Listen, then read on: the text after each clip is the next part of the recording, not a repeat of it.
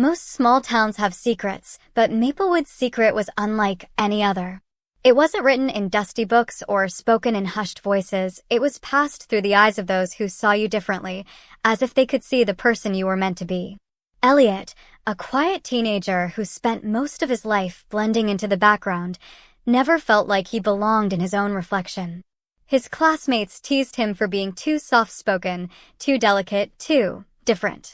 He learned to hide behind oversized hoodies, his sketchbook always clutched like a shield. One evening, after another long day of being overlooked, Elliot wandered out of town. The autumn air was sharp, carrying the smell of pine and damp earth. That's when he stumbled upon a lantern-lit cottage at the edge of the woods, a place he swore had never been there before. Inside, an elderly woman named Seraphine welcomed him as if she had been waiting. Her silver hair shimmered in the firelight, and her voice carried both kindness and power. "You've been searching for answers, child," she said, her eyes narrowing as though she could read the sketches hidden in Elliot's backpack, drawings of himself not as he was, but as a girl with flowing hair, dressed in colors he never dared to wear. Elliot froze. Nobody knew. Nobody could know. Seraphine motioned him closer. Maplewood has always had two kinds of people, those who live as they're told, and those who live as they truly are. You, Elliot, belong to the second. His heart pounded. "What do you mean?" he whispered. She leaned forward, her eyes glowing with something unearthly. "I mean the world has been waiting for you to see yourself clearly. And once you do, everything will change." Elliot should have run. But instead, he stayed because for the first time in his life, someone spoke to the part of him he had buried deepest. That night, Seraphine told him a story, not of love between man and woman, but of transformation. She spoke of others before him who had walked into her cottage confused and frightened, and who walked out finally whole. But she also warned him. Truth always comes with a cost. If you follow this path, people will try to stop you. Some will turn against you. But if you are brave, you will discover the power hidden inside the girl you've always been. Elliot's breath caught. He had never said it out loud, never admitted it even to himself. But when Seraphine placed an old wooden box on the table, his hands trembled as he reached for it. Inside lay a folded dress, pale blue, shimmering like moonlight. Elliot's voice broke as he whispered, "This is for me?" Seraphine only smiled. "This is the beginning, child. Put it on, and you'll see the truth you've been hiding from." The flames crackled louder, as if the whole room held its breath. Elliot stared at the dress. He didn't know it yet, but the moment he touched that fabric, his life would split into before and after. And nothing in Maplewood, or within himself, would ever be the same again. Elliot's fingers trembled as he lifted the pale blue dress from the wooden box. It was soft, almost unreal, and seemed to shimmer in the flickering firelight. He hesitated, his entire body torn between fear and desire. Seraphine's voice broke the silence. "Clothes do not just cover us. They reveal us. This one is waiting for you." Elliot swallowed hard. No one had ever given him permission before, not to dream, not to express, not to imagine. Slowly, he disappeared into a side room with the dress in his hands. The mirror inside was cracked, but it was enough. With shaking hands, he slipped out of his hoodie and jeans. The dress slid over him like water, fitting perfectly, as if it had been made for him alone. When he finally looked up, his breath caught. For the first time, the reflection staring back at him didn't feel like a stranger. It felt right. The boy named Elliot faded, and in his place stood the girl he had always imagined. But just as his lips curved into the faintest smile, the lantern in the room flickered violently. The air grew heavy, and Elliot swore he heard whispers in the walls. He stumbled back into the main room, his heart racing. Seraphine studied him, eyes gleaming with approval. "There she is," she whispered. "The girl who has been hidden all along." Elliot flushed, his cheeks burning. I can't. What if someone sees me?" Seraphine shook her head. "The world outside fears what it cannot name. But here you are safe." Still, her voice dropped, almost mournful. Safety does not last forever. As if to prove her words true, a loud knock thundered at the cottage door. Elliot froze, his body stiff with panic. Who is that?" he whispered. Seraphine's eyes darkened. "Not everyone who comes here seeks wisdom. Some come to destroy it." The knock grew louder, more urgent. Elliot clutched the fabric of the dress as though it could shield him. Seraphine motioned him behind a tall curtain. "Hide. Whatever happens, do not speak." Elliot slipped behind the curtain, heart pounding in his chest. He could still see through a narrow gap.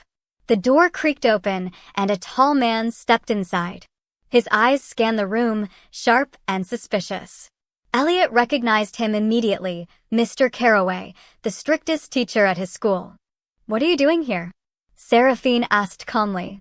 Carroway's voice was cold. "I've heard whispers, old woman. Whispers of you filling young minds with lies. Changing them. Corrupting them. I won't allow it." Elliot's breath hitched. "He knows." Seraphine didn't flinch. "Truth cannot be corrupted. It can only be revealed." Carroway's gaze shifted, and for a moment, Elliot thought those piercing eyes might find him. His grip on the curtain tightened, nails digging into the wood behind it. But before Carroway could say more, Seraphine raised her hand. The fire roared higher, shadows dancing across the walls. "Leave, or the secrets you bury will come into the light." Carroway's face paled. He muttered something under his breath and stormed out, slamming the door. The silence that followed was deafening. Elliot stumbled from behind the curtain, his body shaking. "He saw me. He almost saw me." Seraphine placed her hands on his shoulders. "No, child. He saw a shadow. But remember this. Shadows attract hunters. From this night on, you cannot go back to who you were. Your journey has begun." Elliot looked down at the dress, his fear mixing with something stronger, resolve. For the first time in his life, he didn't want to run. But what Elliot didn't know was that Carroway hadn't gone far. He stood just outside the cottage, his face twisted with anger, whispering into a small, black notebook. "Elliot Ashford. I'll expose the truth." The next morning, Maplewood High looked the same as always, cracked tiles, buzzing fluorescent lights, and students dragging themselves from one class to the next. But for Elliot, nothing felt the same. Underneath his usual hoodie and jeans, hidden against his skin, he wore something different, a simple camisole Seraphine had given him before he left. It wasn't visible to anyone else, but to Elliot, it was like wearing a shield of truth. Every step in the crowded hallway felt lighter, every whispered insult from classmates easier to brush off. For the first time, he carried a secret that didn't weigh him down, it lifted him. But not all secrets stay hidden forever. During history class, Elliot felt eyes boring into him. He glanced up and saw Mr. Carroway at the front of the room, staring straight at him. The man's expression was unreadable, but Elliot knew he hadn't forgotten last night. When class ended, Carroway's voice cut through the noise. "Elliot, stay behind." The room emptied quickly, leaving only the two of them. Elliot gripped his notebook tightly, his palms damp. Carroway leaned against the desk, his tone deceptively calm. "You were out late last night." Elliot's throat tightened. I don't know what you mean." Carroway's eyes narrowed. "You can play innocent, but I saw enough. You're hiding something. And when the truth comes out, it won't just embarrass you, it will ruin you." Elliot's heart pounded. He wanted to disappear, but then Seraphine's words echoed in his mind. Shadows attract hunters. But hunters fear the light. For the first time, Elliot met Carroway's gaze directly. "I'm not afraid of you." Carroway smirked, but his eyes flickered with something else, surprise. "We'll see." The tension broke only when the bell rang. Elliot hurried out, his legs shaking, but his chest burning with a strange mix of fear and defiance. That afternoon, in the quiet corner of the library, Elliot confided in his only friend, Maya, a sharp, outspoken girl who had always stood up to bullies even when no one asked her to. "Maya," he whispered, pulling the strap of his hoodie slightly to reveal the camisole beneath. I'm not who people think I am." Maya blinked, then leaned closer, her eyes widening, but not with judgment. "Elliot, you look happy. I've never seen you like this." Tears pricked at his eyes. "Please don't tell anyone." Maya reached over and squeezed his hand. Your secret's safe with me, but you need to be careful. If Caraway's sniffing around, he'll try to use this against you.